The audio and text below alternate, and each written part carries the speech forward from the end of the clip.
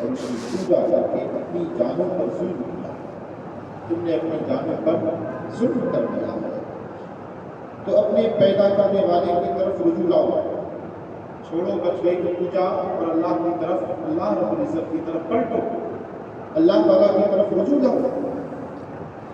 اور رجوع لانے کی صورت توبہ کی صورت، وَتُوبُوا إِلَىٰ بَارِئِكُمْ، اپنے رب کی طرف، اپنے رب کی بارگاہ میں توبہ کرو۔ توبہ کی صورت اللہ کا حکم ہوا کہ موسیٰ ان کے معافی کی صورت یہ ہے فَاقْتُلُوا أَنفُسَكُمْ، تو آپس میں ایک دوسرے کو قتل کرو۔ اللہ کا حکم موسیٰ جن لوگوں نے بچھڑے کی پوجا نہیں کی، حضرت ہارون کے ساتھ رہے، ان سے کہو کہ ان لوگوں نے جنہوں نے بچڑے کو پوج لیا ان کو قتل کرے، معافی کی بھی صورت ہے۔ اس سے مسئلہ بھی معلوم ہے کہ اگر کوئی مسلمان مرتد ہو جائے، اسلام سے پھر جائے، تو اس کی سزا قتل ہے شریعت میں، اس کی سزا کیا ہے؟ قتل۔ معصوم کتنا بڑا جرم ہے۔ فرمایا کہ اللہ تعالیٰ نے کہو کہ ایک دوسرے کو قتل کرو۔ پھر حضرت موسیٰ علیہ السلام کا حکم کیا اور صبح سے لے کر شام تک لوگ راضی ہو گئے، گئے موسیٰ ہماری معافی ہو جائے گی؟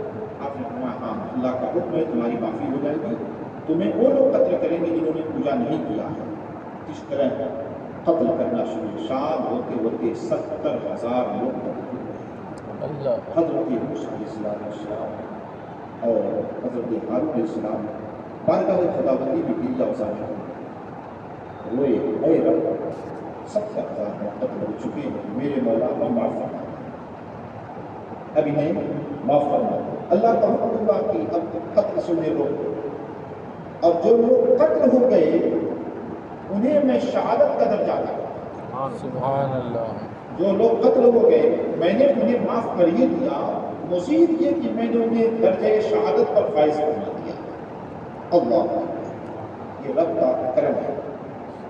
حضرت موسیٰ علیہ السلام اللہ تعالیٰ نے شاہ یہ تمہارے پیدا کرنے والے کے نزدیک تمہاری لیے، تو آپس میں ایک دوسرے کو قتل کرو، یہ تمہارے پیدا کرنے والے کے نزدیک تمہارے لیے بہتر ہے، تو اس نے تمہاری توبہ قبول کی، بے شک وہی بہت توبہ قبول کرنے والا مہربان ہے۔ پھر اللہ کا حکم ہوا کہ موسیٰ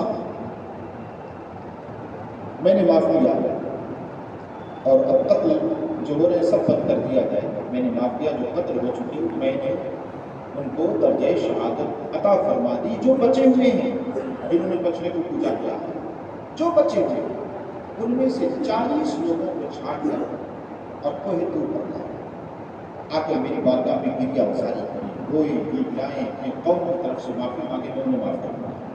حضرت موسیٰ علیہ السلام نے 40 لوگوں کو چنا اور چن کر کوہ طور پر لے گئے۔ جب یہ لوگ کوہ طور پر پہنچے، بڑی شہید قوم، وہاں کیا ڈیمانڈ کیا حضرت موسیٰ علیہ السلام سے؟ کہا موسیٰ ہم آپ پر ایمان نہیں لائیں گے جب تک ہم اپنی آنکھوں سے اللہ کو نہ دیکھیں،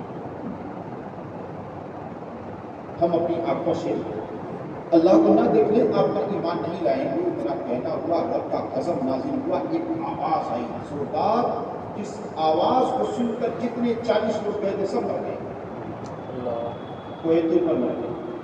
حضرت موسیٰ علیہ السلام نے بارگاہ خداوندی میں عرض کیا، مولا میں لے کر آیا تھا توبہ کر، اپنی قوم میں جاؤں گا، واپس کہاں جاؤں گا؟ 40 کے ساتھ آیا تھا، لوگ مطالبہ کریں گے، میں کیا جواب دوں گا؟ میں کیا جواب دوں گا؟ اے میرے رب کرم فرما، بڑی شریف قوم ہے، میرے رب کرم فرما دے۔ تو حضرت موسیٰ علیہ السلام نے بارگاہ خداوندی میں دعا فرمائی تو اللہ تبارک و تعالیٰ نے پھر انہیں زندہ فرمایا، اللہ نے انہیں زندہ فرما دیا۔ اس سے کئی مسئلے معلوم ہیں۔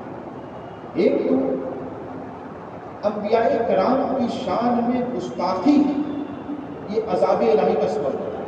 ان لوگوں نے گستاخی کیا تھا، کہا ہم آپ پر ایمان نہیں لائیں گے جب تک آپ کے رب کو کھلے طور پر نہیں دیکھ لیں گے۔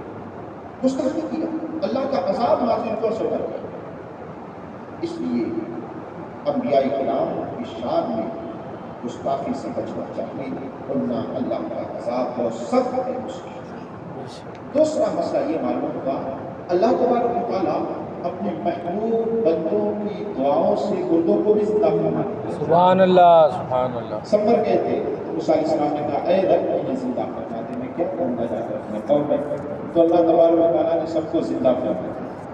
کیا مسئلہ معلوم ہوا؟ اللہ تبارک و تعالیٰ اپنے محبوب بندوں کی دعاؤں سے مردوں کو بھی زندہ فرماتے ہیں. بے شک سبحان اللہ. سبحان اللہ.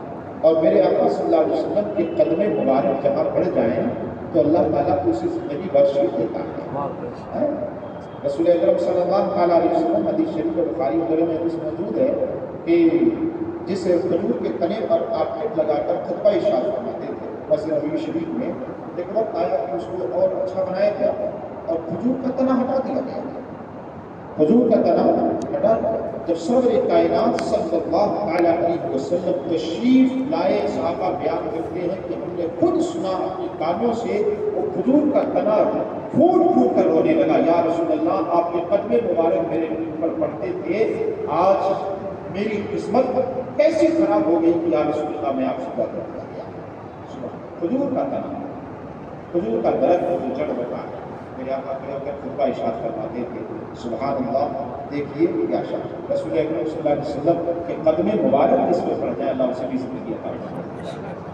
صحابہ کہتے ہیں ہم نے خود اپنی کانوں سے سنا کہ کھجور کا تنا ہے نا پھوٹ پھوٹ کر گر پڑا. اللہ. اور واقعات آپ سنتے رہتے ہیں. حضور سیدنا ابو سعید رضی اللہ تعالیٰ ایک مرتبہ تقریر فرما